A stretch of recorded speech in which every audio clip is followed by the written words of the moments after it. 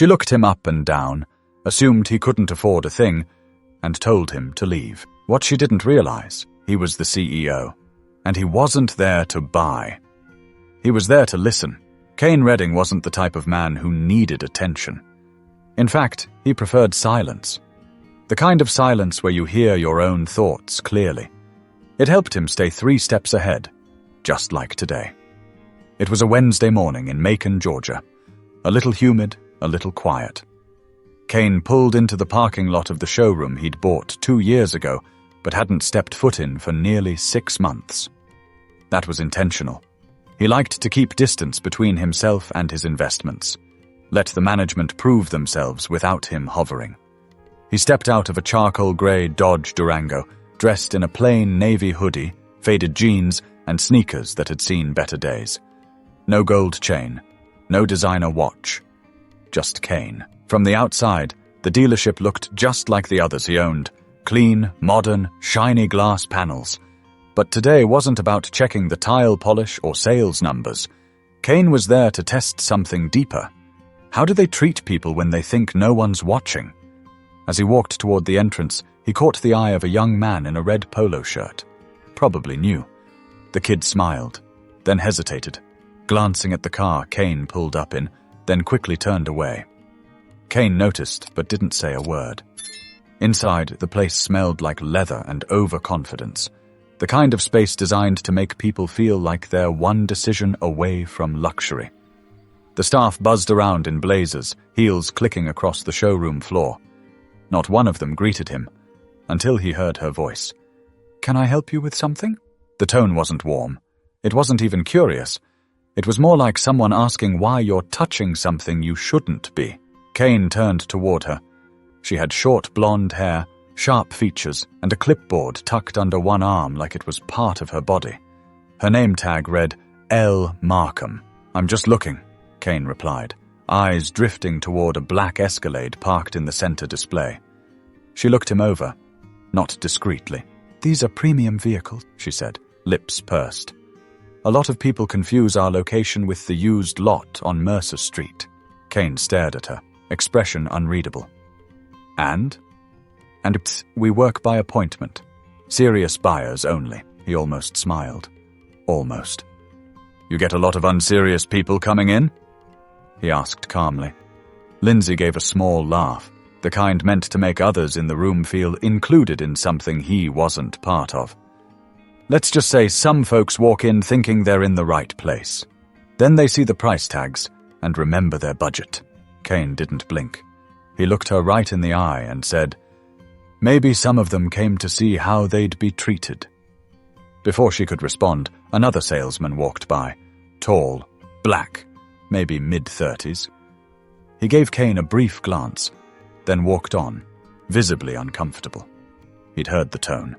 He just didn't want to be in it. "So, if I wanted to test drive that Escalade," Kane continued, "I'd need an appointment? Well, first we'd run a soft credit check," she replied, businesslike. "That usually weeds out the browsers. Kane chuckled under his breath. "And if someone passed that check, then we'd let a salesperson help. But I handle the regional decisions here, so I usually just keep things efficient." "Efficient," Kane repeated. "That's one word for it." Something about his stillness made her shift slightly. She wasn't used to being questioned. Not like this. Not by someone she'd already mentally filed away as not our usual clientele.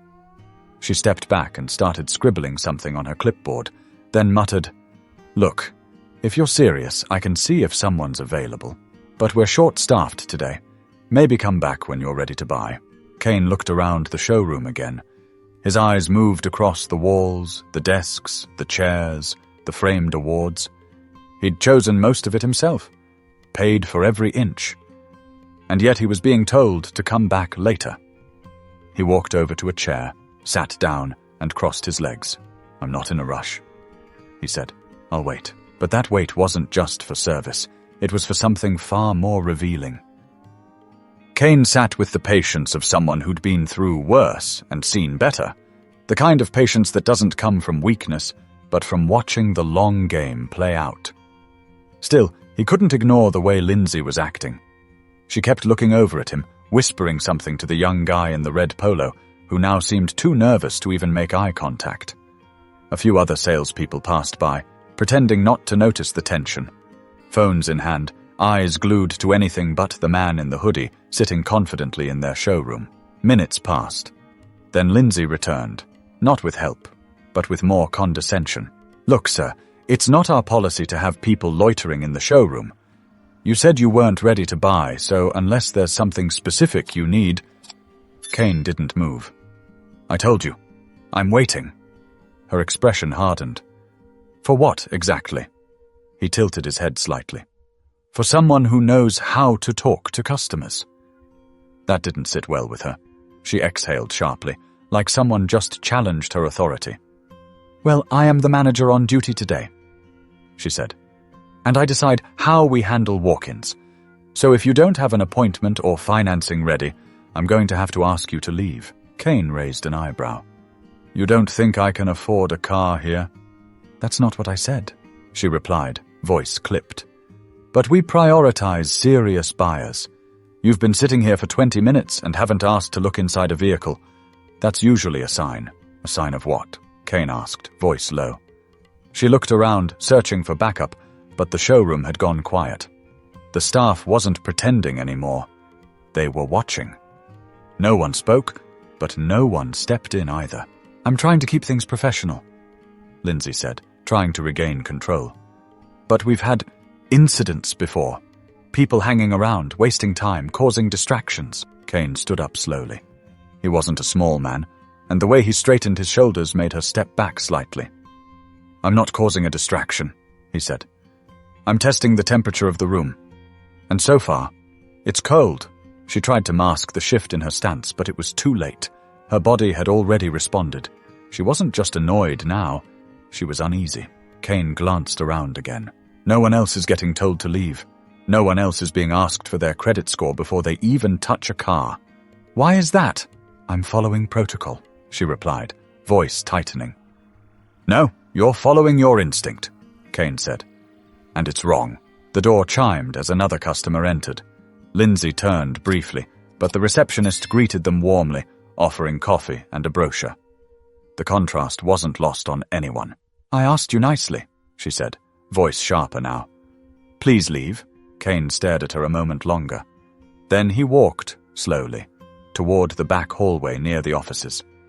That was the only moment Lindsay panicked. "Excuse me. Sir, you are not allowed back there." Kane didn't stop walking. "You sure about that?" A few of the staff looked at each other. One of them, a man in a grey vest named Eli, moved toward Lindsay and quietly said, "You might want to let him go." "What? Why?" she snapped. Eli didn't say anything else. He just looked at her. That was when Lindsay's eyes narrowed with suspicion. She followed Kane toward the hallway, her heels clicking fast now. "Security will be called if you don't turn around right now," she said. Kane paused, looked over his shoulder. "Call them. Ask for the owner while you're at it." "What's your name?" she demanded. "Kane." "Kane what?" He turned fully to face her, voice calm, deliberate. "Kane Redding."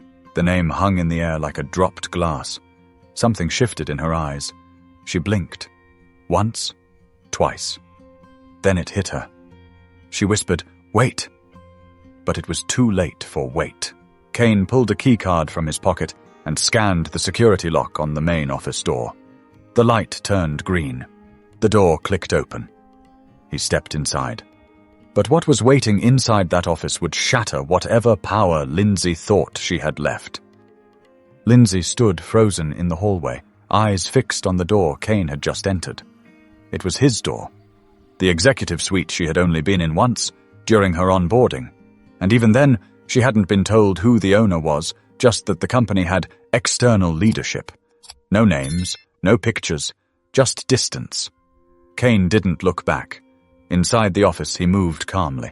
He placed his phone on the desk, tapped in a few digits on the custom-built laptop, and pulled up the internal dashboard for Redding Automotive Group. His name, Kane D. Redding, sat at the top, above the words Chief Executive Officer. He let the screen sit like that, wide open. Outside the office, Lindsay still hadn't moved. But the silence in the showroom was thick now. The air had changed. Eli stepped a little closer to her. "You didn't know?" he asked under his breath. "Why the hell would I know that?" She snapped, almost in a whisper.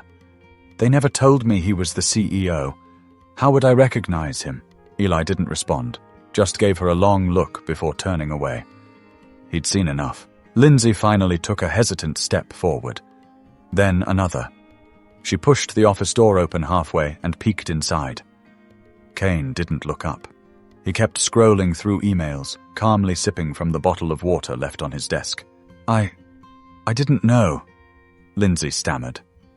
"Didn't know what?" Kane asked, eyes still on the screen. She took a slow step in. "I didn't know who you were. I thought you were just..." "Just what?" His voice had no anger in it. "Just steel," she swallowed. "A visitor. I assumed you were here without an appointment. And what did that mean to you?" She hesitated again. "It meant you didn't follow protocol." Kane finally looked up. The look on his face wasn't vengeful. It was calm, and that made it worse. "You know what the real protocol is, Lindsay?" he asked. "Treating people like they matter, whether they walk in wearing loafers or sneakers." She looked down. He continued.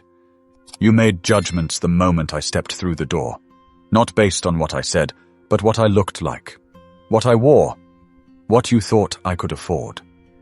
"I didn't mean..." "You meant everything you said," he interrupted, softly but firmly. "You just didn't expect me to hear it as the owner," her voice cracked. "I didn't mean any harm. I swear I didn't." "That's the problem," Kane said.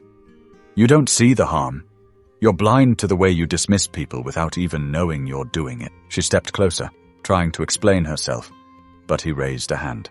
"You've been here 7 months," he said. "I've received 3 complaints about you. I held off on judgment because I believe in giving people time to adjust, but I also believe in accountability." She fumbled for something, anything to say. "I've hit all my sales targets. I've improved closing rates. And I've read every one of your metrics," Kane said, cutting her off again. "But numbers don't mean a damn thing if they come at the cost of decency." She opened her mouth, but the words didn't come. Kane stood and walked past her, back into the hallway. The staff in the showroom had stopped pretending to work. They were watching, listening, some with embarrassment, some with quiet satisfaction. He looked around the room. "How many of you knew who I was?" he asked. A few raised their hands. Most didn't. One young woman looked down, clearly uncomfortable. Kane nodded. "That's how I wanted it." He turned back to Lindsay. "But now you know. So let's go back out there. And I want you to explain to everyone, clearly, who you just asked to leave." Her face flushed. "Please don't do this in front of them." "You already did it in front of them," he said. "I'm just giving you the mic." But what Kane was really handing her wasn't a microphone. It was a mirror. And she wasn't ready for what she was about to see. Lindsay stood stiffly in front of the floor-to-ceiling windows, her face drained of the polished confidence she usually wore like armor. Kane motioned her forward, then stepped aside, giving her the space and the silence to speak. The staff had gathered, forming a loose semicircle near the front of the showroom. Phones were away. No one was pretending to work now. All eyes were locked on her. Lindsay looked around, lips parting, but no words came. Kane didn't push. He waited, hands in his pockets, shoulders relaxed. He wasn't angry. He was still, which somehow felt louder than shouting. I owe everyone here an apology," she began, voice low and uneven. "This morning, I made a mistake." No one responded. A few exchanged looks. The silence demanded more. "I didn't recognize Mr. Redding," she continued. "I judged him based on his appearance. I assumed he wasn't a serious buyer. I treated him poorly." Kane watched her eyes. They kept darting around the room, looking for rescue that wouldn't come. "I let my assumptions get in the way of doing my job the right way," she added. "And I disrespected the person who built this company. One of the receptionists, a woman named Dana, who'd worked there for nearly 5 years, crossed her arms. "It wasn't just about the CEO," Dana said, voice clear. "You talk down to a lot of people, Lindsay. Customers, staff. We've all seen it." Lindsay's jaw twitched. "I didn't realize it was that bad." "That's the thing," Eli said, stepping forward now. "You never realized. You've been running this place like you were above it all. This isn't the first time someone felt small because of how you looked at them." Kane nodded slightly, not to encourage the pile-on, but to acknowledge the truth surfacing. It wasn't about one incident. It was about a pattern. Lindsay turned to him, voice lower, almost pleading. "I can change. I didn't know how this place really worked. No one trained me on the culture here." Kane met her eyes. "Culture isn't something you're trained to follow. It's something you choose to respect." A heavy pause followed. Then Kane addressed the entire room. "I built this company with one thing in mind. Access," he said. "Access to opportunity. Access to dignity. Doesn't matter where someone comes from, what they wear, how they talk. They walk in that door. They're worth your time." He let that land. No drama. Just truth. "When I hired Lindsay, I wanted someone who could manage efficiently." He continued. "But efficiency can't come at the cost of basic respect. That's a non-negotiable." The staff nodded.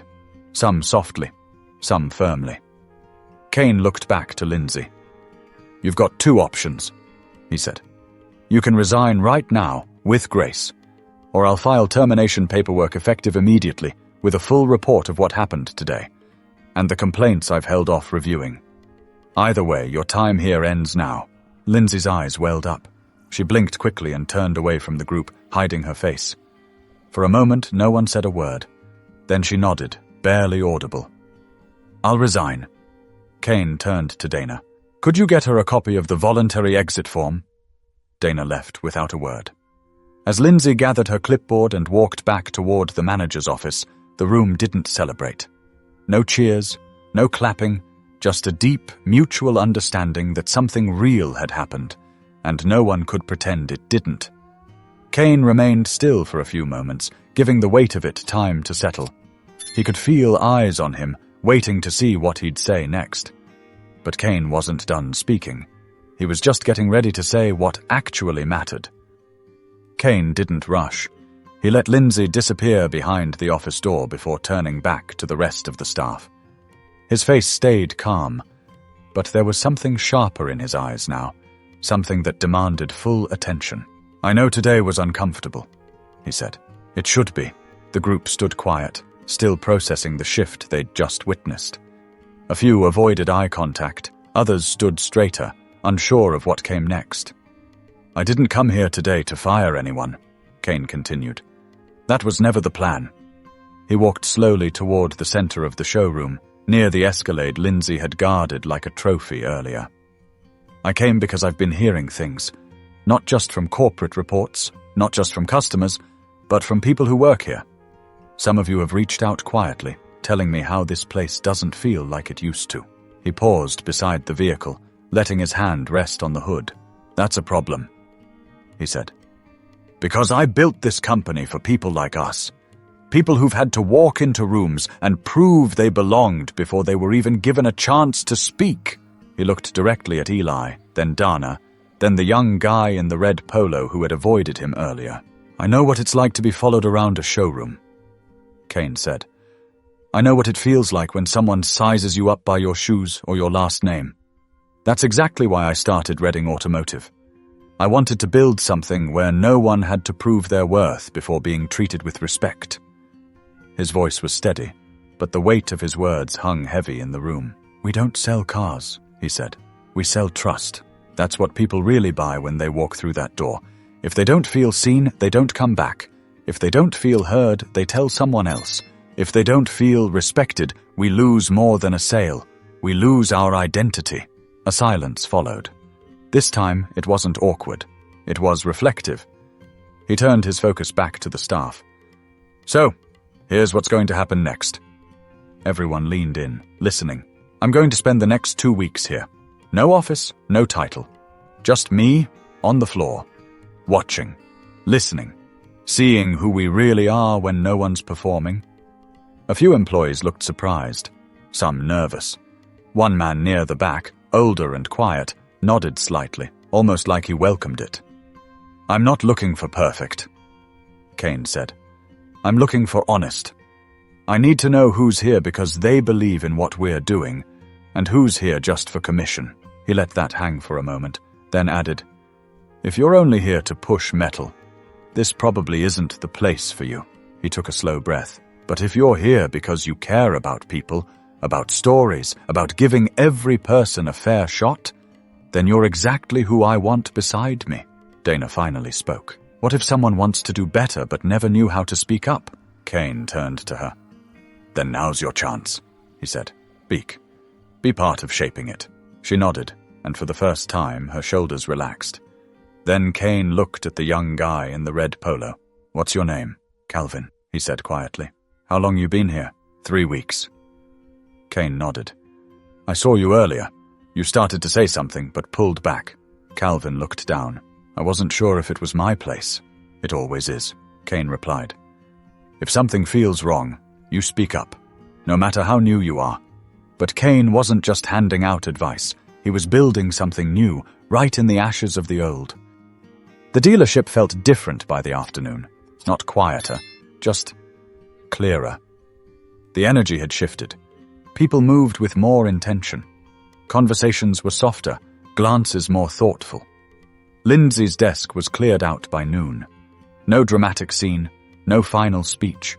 Just a quiet walk to her car and the sound of the automatic doors sliding shut behind her. A few staff members watched through the glass but said nothing. Kane stayed. He didn't retreat to an office or jump on calls. He walked the floor. He asked questions. He listened. At one point, he pulled up a stool next to Calvin, the new guy in red, and watched him walk through a sales pitch. It wasn't perfect, but it was sincere. When Calvin fumbled the specs of a Yukon Denali, Kane leaned over and whispered the correct number. Thanks, Calvin muttered, a little embarrassed. No sweat, Kane said. You did the most important part right. What's that? You treated her like a person, not a paycheck. Calvin smiled.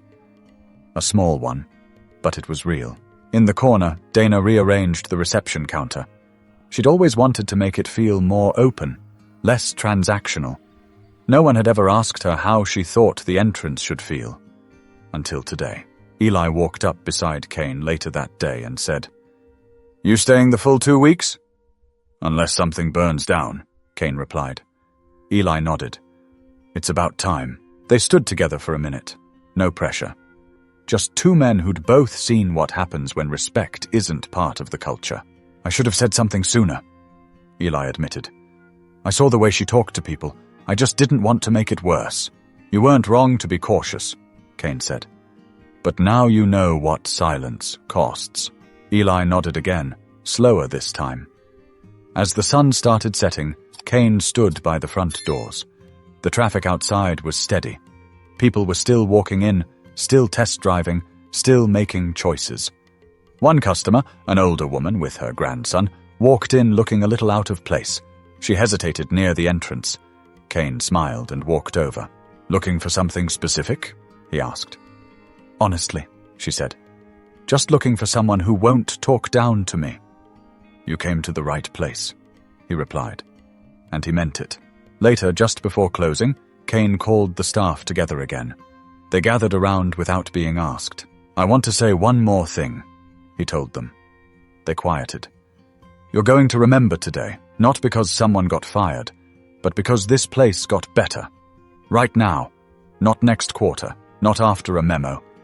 Today, he looked at each of them in the eyes. If you want to keep working here, that means you agree to one thing. Treat every human being who walks through that door like they could be your mother, your brother, your best friend, or your future boss. Because you don't know. You never really know. No one argued. Then he pointed to a clipboard on the wall. Starting tomorrow, we're resetting the leadership board. No titles, just names and responsibilities. If you've got a problem, speak up. If you've got an idea, bring it. If you've got respect for people, you'll go far here. People began to clap. Not a standing ovation, just honest, grateful applause. Not for drama, for clarity. And Kane, he just smiled. He walked back to the front desk, leaned against it, and looked around. This was his company, yes. But now, it finally felt like it again. But before closing those doors for the night, Kane had one more message to share. With the people beyond those walls. Later that evening, Kane stepped outside into the cooling Georgia air.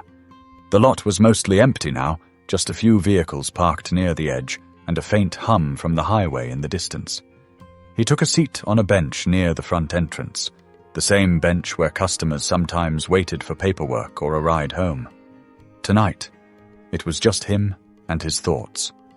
He watched the sky turn purple at the edges, thinking about everything that had happened that day. He hadn't planned to reveal himself. He wasn't looking for confrontation or to make an example out of someone. But sometimes silence becomes complicity, and he wasn't built to stay silent. What hit him most wasn't Lindsay's reaction. It was how familiar it all felt. How common. How many other businesses were running on the surface of success but quietly rotting beneath? Because no one was watching how people were being treated? Kane wasn't angry. He was tired.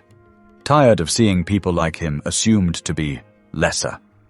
Tired of staff being too afraid to speak up. Tired of managers like Lindsay thinking they could lead with control instead of care.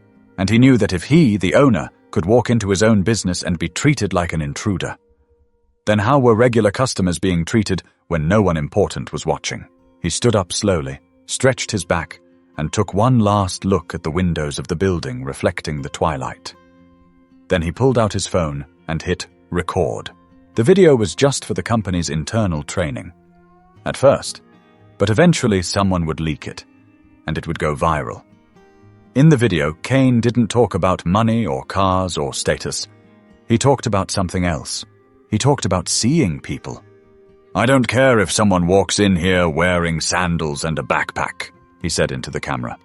"You look them in the eye. You ask them what they need. You treat them with the same attention you'd give the guy in a suit holding a briefcase full of cash. Because one day, the man you look down on could be the one who signs your paycheck. Or worse, the one you lose because of your own short sight." He paused, then added, "And if you think it's hard to treat people that way, you're not in the wrong business. You're in the wrong mindset." The video ended with him looking directly into the lens. Respect isn't earned. It's owed. To everyone. From the second they walk through the door, he didn't shout it. He didn't dramatize it. He just said it like it was a basic truth, and it was. That night, back at home, Kane sat at his kitchen table with a legal pad and a pen. He started writing out names. Staff he needed to talk to.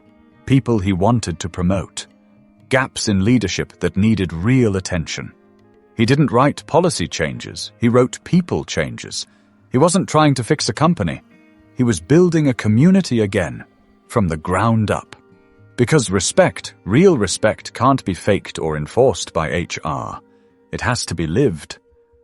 And if that meant walking the floor more often, getting mistaken for a customer, getting judged again and again, he'd do it. Every time. Because leadership isn't about how you sit in a boardroom. It's how you walk through your front door when no one knows your name. And sometimes the biggest power move is saying nothing, just watching, listening, and then quietly flipping the whole room upside down. If this story made you pause, even for a second, ask yourself, how do you treat people when no one's watching? That question can define more about your life than your job title ever will. Subscribe for more stories like this. Stories that dig into real life, real moments, and the truths we often miss. Because sometimes the best lessons don't come from speeches. They come from silence and what follows after.